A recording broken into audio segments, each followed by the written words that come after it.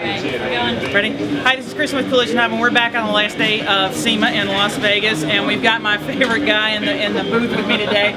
Charley's joined us to talk just a little bit about water. If you've watched some of the coverage from SEMA, you saw his seminar that he gave, I believe, was it Tuesday? I believe it was. Yeah, Tuesday on some waterborne tips and tricks, and we talked a little bit in that seminar about how it applies to collision repair, but wanted to delve into it a little deeper. Some of the things that we get a lot of questions on are humidity, and I know I've been using the product for about 2 years in Arkansas, and I learned quickly that it wasn't the weather, it was my air. Can you talk about that a little bit? Exactly. Well, the thing is with the waterborne, you know, obviously it's water, you know, and what a lot of guys notice with the switching from solvent to water, you know, the solvents flash off a lot faster. With the water, you need air flow. You know, you need air blowing across the surface to draw the moisture out to get it to flash off. But once you have a good airflow, you're going to notice that water can almost be quicker than your solvents. Because with your solvent base, it might be flashed off, but there's still solvents in there.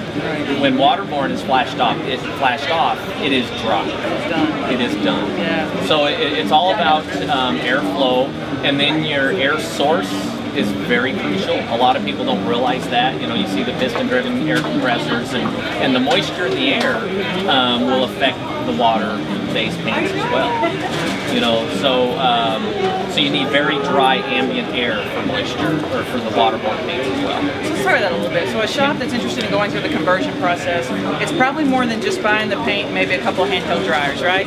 Exactly.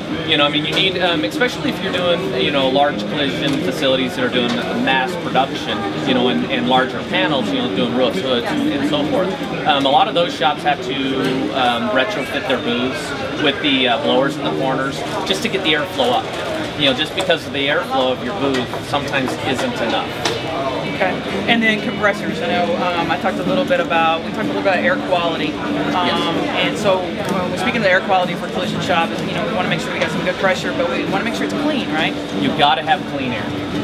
The thing is with solvents, they were a lot more, I guess, you could get away with a lot more with solvent. You know, the moisture in the air, for every 1% of moisture, you lose 1% of hardness in your clears. And a lot of people don't realize that. You know, but you were able to get away with that with solvent. With the water, it's a lot more sensitive.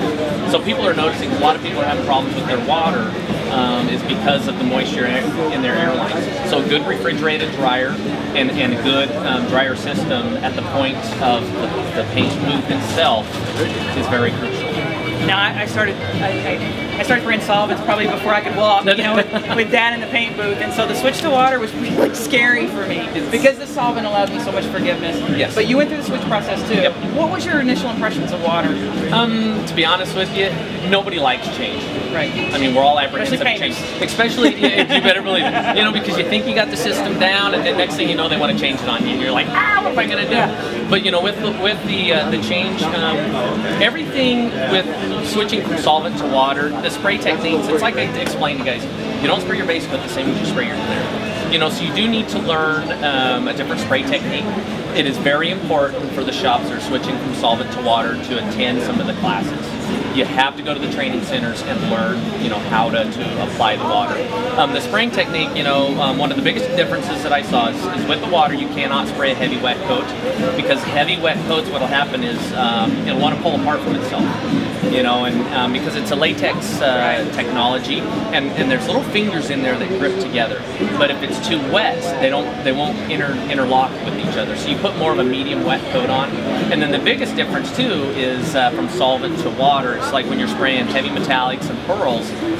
When you're spraying solvent, you're able to see how those pearls were orientating themselves on the panel, so you could actually watch your spraying pattern.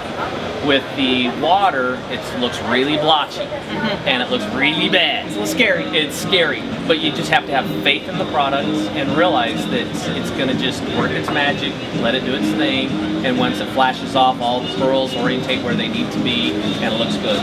The great thing is it makes mediocre painters good painters, because it's easier to spray than solvent. Yeah, everybody I've sent through one of the schools from the shops that I've seen have done conversions, they usually send a shop manager who's never painted and comes back and says, I'm a painter now. That's exactly. You're like, no. No, you're not. Stay out of my business. Yeah, that's right. That'd be crazy. Yeah. We've got a lot of kids on the side and a lot of instructors across the country. We do a lot with the iCar Education Foundation and some of the women's industry networks. A lot of kids that want to be custom painters. They want to grow up and do only the custom stuff. Yeah. But there's a road to travel and there's some experience you need to get. Can you talk a little bit about how you kind of gain the knowledge you need to be at the top of the mountain? Yeah. You know, as a kid, I was no different. I had the same great expectations, same ambitions. I wanted to be that great painter, you know, that custom painter. All I wanted to work on is hot rods.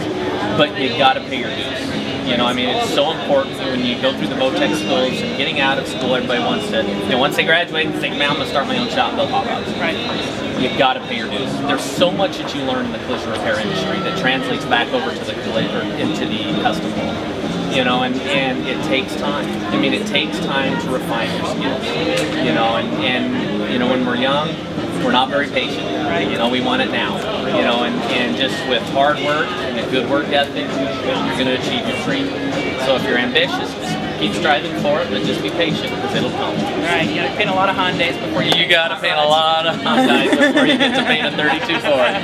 So, I appreciate the time. I know it's been a busy week for you, and enjoy going back home, and we'll catch up with you sometime in 2011. Awesome. Thank you, Charley. Thank you. Appreciate it. Bye-bye.